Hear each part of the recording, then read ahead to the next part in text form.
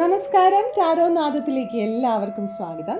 ഇന്നത്തെ ഈ റീഡിംഗ് നിങ്ങൾ മനസ്സിൽ ആലോചിക്കുന്ന ഒരു വ്യക്തിക്ക് എന്താണ് നിങ്ങളോടുള്ള ഫീലിങ്സ്, എന്താണ് അവർ നിങ്ങളിൽ നിന്ന് മറച്ചു പിടിക്കുന്നത് എന്നൊക്കെ അറിയാൻ വേണ്ടിയിട്ടാണ്.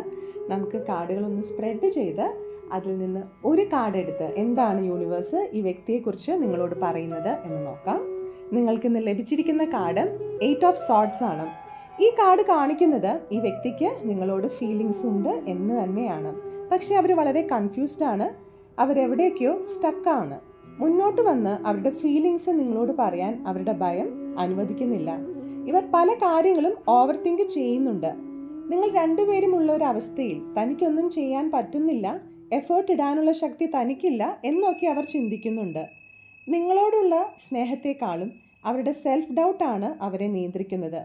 സ്വയം നിർമ്മിച്ച ഒരു കൂട്ടിൽ അവർ അകപ്പെട്ടിരിക്കുകയാണ്. നിങ്ങളുടെ റിലേഷൻഷിപ്പിൽ ഉണ്ടായ വേദനകൾ അവരെ മുന്നോട്ട് വരാൻ തടയുന്നുണ്ട്. നിങ്ങൾക്കൊരു കമ്മിറ്റ്മെൻറ്റ് തരാനുള്ള ധൈര്യം അവർക്കിപ്പോഴില്ല.